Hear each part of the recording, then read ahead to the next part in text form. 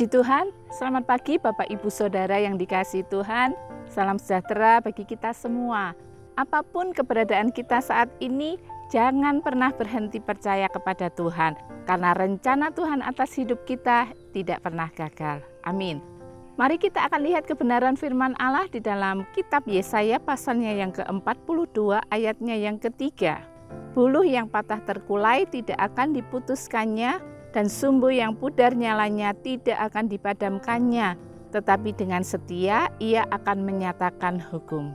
Itulah gambaran penderitaan yang dialami oleh umat Israel pada waktu itu. Dikatakan seperti buluh yang patah terkulai dan sumbu yang pudar nyalanya.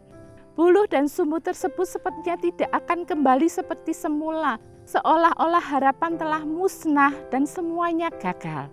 Namun lewat nubuatan Nabi Yesaya ini, umat Tuhan dikuatkan kembali. Dikatakan buluh yang patah terkulai tidak akan dipatahkan, dan sumbu yang pudar nyalanya itu tidak akan dipadamkan. Terkadang kita pun berada di fase titik terendah di dalam kehidupan kita, di mana kita mengalami penderitaan, masalah, sakit penyakit, dan tekanan yang datang. Sehingga bisa dikatakan kehidupan kita ini seperti buluh yang patah terkulai dan sumbu yang pudar. Tetapi berita baiknya, Tuhan tidak akan membiarkan kita menjadi buluh yang patah dan sumbu yang pudar. Rencana Tuhan tidak pernah gagal dalam kehidupan kita. Tuhan tidak akan mengecewakan setiap harapan yang kita bawa kepada Tuhan. Ketika kita berada di titik terendah di dalam kehidupan kita, yaitu ketika kehidupan kita ini seperti buluh yang terkulai dan sumbu yang pudar tadi, yang harus kita perhatikan di sini adalah jangan berhenti percaya kepada Tuhan. Walau keadaan atau situasi tidak seperti yang kita harapkan, walaupun mungkin beban kehidupan kita itu begitu berat, jangan berhenti untuk percaya. Percaya bahwa rencana Tuhan adalah baik dalam kehidupan kita. Seperti Ayub ketika dia berada di titik terendah di dalam kehidupannya, Ayub merespon dengan tetap percaya bahwa tidak ada rencana Tuhan yang gagal di dalam kehidupannya. Ayub memilih memelihara imannya kepada Allah. Di dalam kitab Ayub pasal yang ke-42 ayat 2 dikatakan seperti ini, "Aku tahu bahwa engkau sanggup melakukan segala sesuatu dan tidak ada rencanamu yang gagal." Ini adalah ungkapan Ayub sebagai respon hatinya kepada Tuhan. Ia lebih mempercayai setiap rencana Tuhan atas kehidupannya. Mengapa? Karena di dalam ayat tadi dikatakan Tuhan itu sanggup melakukan segala sesuatu. Ayub percaya jika Tuhan yang dia sembah adalah Allah yang menciptakan segala sesuatu serta sanggup melakukan segala sesuatu. Tidak ada sesuatu pun yang Tuhan tidak mampu lakukan atas segala yang di langit dan yang di bumi. Kata sanggup berarti bahwa Tuhan itu tidak pernah kewalahan. Dia mempunyai kuasa dan kemampuan untuk melaksanakannya. Rasul Paulus pun berkata di dalam 2 Korintus pasal yang ke-9 ayat yang ke-8, "Dan Allah sanggup melimpahkan segala kasih karunia kepada kamu, supaya kamu senantiasa berkecukupan di dalam segala sesuatu dan malah berkelebihan di dalam berbagai kebajikan." Puji Tuhan. Dan kalau kita lihat di dalam kitab Ayub pasal yang ke-42 ayat yang kedua bagian terakhir, di situ juga dikatakan bahwa tidak ada rencanamu yang gagal.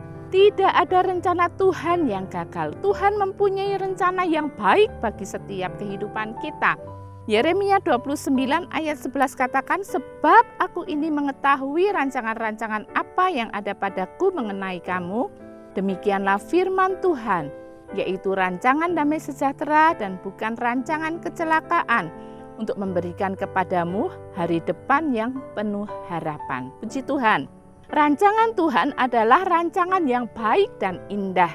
Rancangan damai sejahtera, bukan rancangan kecelakaan, serta rancangan masa depan yang penuh dengan harapan. Kita patut bersyukur kepada Tuhan yang telah menciptakan segala sesuatu di bumi ini. Dia bukan saja Tuhan sebagai pencipta, namun juga Tuhan yang mempunyai rencana dan rancangan. Dan rancangannya itu tidak pernah gagal. sebab Dia Tuhan yang sanggup melakukan segala sesuatu. Lalu muncul sebuah pertanyaan, mengapa manusia sering mengalami kegagalan atau mengapa rancangan Tuhan tidak tergenapi di dalam kehidupannya? Hal ini dapat terjadi karena kita tidak sepakat dengan Tuhan. Keadaan di sekitar kita seringkali mendikte hati kita.